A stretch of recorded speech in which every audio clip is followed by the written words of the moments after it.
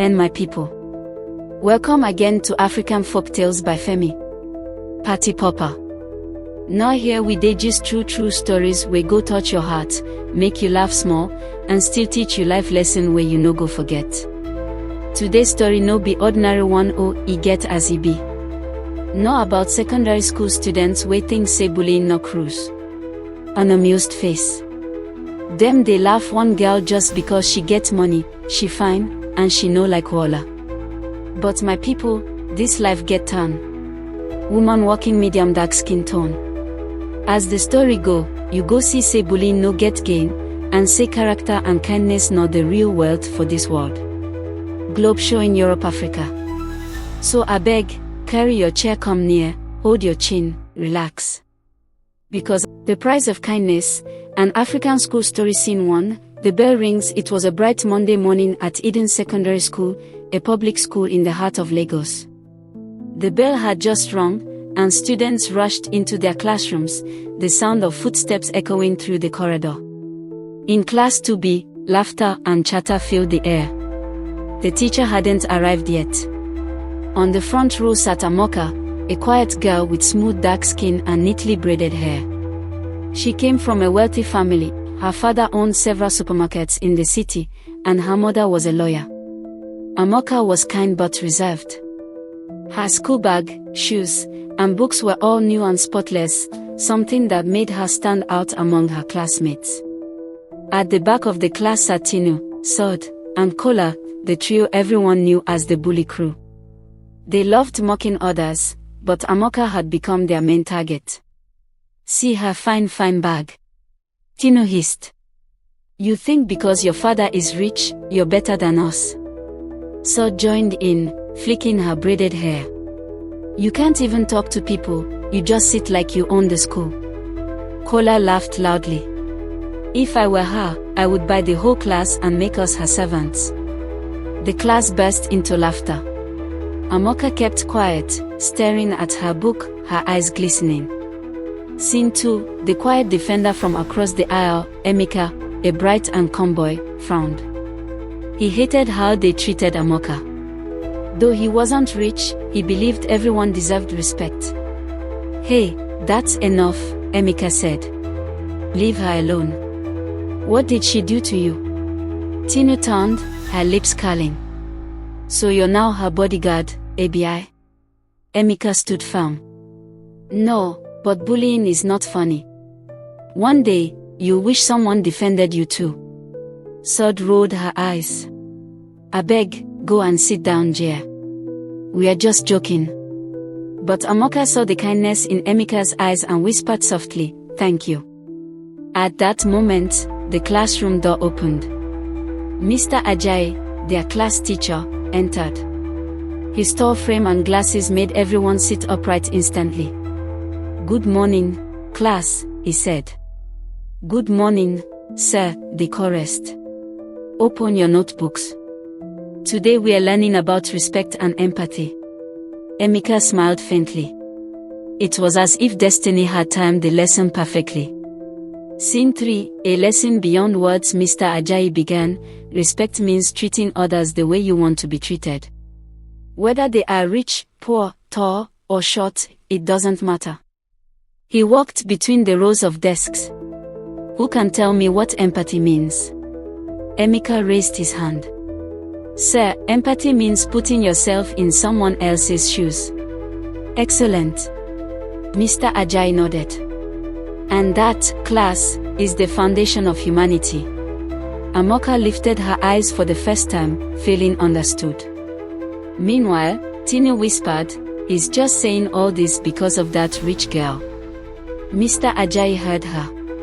He paused and said calmly, "Tinu, would you like to share what you just said with the class?" Tinu's heart skipped. "No, sir." He smiled. "Then let this be a reminder, words have power. Use them to lift people, not break them." The class went silent. Scene 4, the school compound. During break, the students gathered under the mango tree. Some ate puff-puff and akara, others played games. Amoka sat with her two friends, Ngozi and Aisha. Don't mind them, Ngozi said. They're just jealous. Aisha added, people who feel small try to make others feel smaller. Amoka smiled weakly. I wish they could see that I'm just like them. Just then, Tinu and her gang passed by. Oh! Madam Millionaire and her bodyguards. Kola shouted. Ngozi jumped up. Leave her alone, Kola. Sod scoffed. Or what? You by us too. Emeka, who was nearby, came closer. Tinu, Sod, Kola, what are you gaining from this? Every day, the same drama. Kola laughed. Why do you care so much? You like her or what? Everyone laughed, but Emeka didn't flinch. I care because it's wrong. There was silence. Even Amoka was surprised at how bold he was. Scene 5, the science project. Weeks later, the school announced a science project competition. Every group had to build something that solved the community problem. Mr. Ajayi divided the class into groups of 4. Faith placed Tinu, Sod, Kola, and Amoka in the same group. Everyone murmured. Oh! Trouble is coming. Amoka hesitated. Sir, can I change group? Mr. Ajayi shook his head gently. No, Amoka. Sometimes, teamwork teaches more than any subject. The bullies groaned. We don't want her, sir. Mr. Ajayi smiled. Then maybe you'll learn to see her differently. Scene 6, the challenge begins. That afternoon, the group met in the school lab. Kola folded his arms. We are not doing any work. Let the rich girl use her father's money to do everything. Amoka sighed. I don't need to buy anything. I have an idea we can all work on. Sod scoffed. Let's hear it. What if we build a simple hand-washing station for the market women outside the school? Amoka said. It will help them stay clean after selling food. For a moment, they were quiet. It was actually a smart idea. Tinu shrugged. Fine, but don't act like the boss. Amoka smiled gently. No one's the boss. Let's all share the work. And slowly, teamwork began to form. Scene 7, the turning point. Days passed. They worked together. Amoka brought soap bottles, Kola cut pipes, Sod painted, and Tinu helped assemble parts.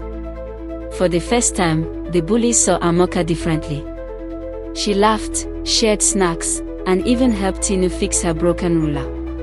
Thanks, Tinu muttered, almost embarrassed. No problem, Amoka replied warmly. As the project took shape, the others began to see how wrong they had been. Scene 8, the presentation day. On Friday, each group presented their project. Some made volcanoes, others made water filters. When it was Amoka's group's turn, she let Tinu speak first. Tinu nervously explained their hand-washing station. Then Amoka stepped forward and added, this project was a team effort. Everyone contributed. The judges clapped. Mr. Ajayi smiled proudly. When the results came out, their group won first place. The whole class cheered. Even Emeka joined them with a grin. Scene 9, a lesson learned. After the ceremony, Tinu approached Amoka. Hey, I just wanted to say I'm sorry. We were wrong about you. Sod nodded. Yeah, we misjudged you. Kola scratched his head. I guess being rich doesn't mean you're proud. Amoka smiled. It's okay. I forgive you. I'm happy we are friends now. They all laughed together. Emeka looked on proudly as Mr. Ajayi said, Class, remember, true wealth is not in money, but in character. Scene 10, the end message. The bell rang again. As everyone packed their bags, Amoka turned to Emeka. Thank you for standing up for me, she said. He smiled. You would have done the same for me. They walked out together, the afternoon sun painting golden light over the schoolyard. Mr. Ajayi stood by the window, watching his students leave, whispering to himself, If every child learns kindness early, the world will change. African Folktales by Femi don bring another lesson wey go open your eye and touch your soul.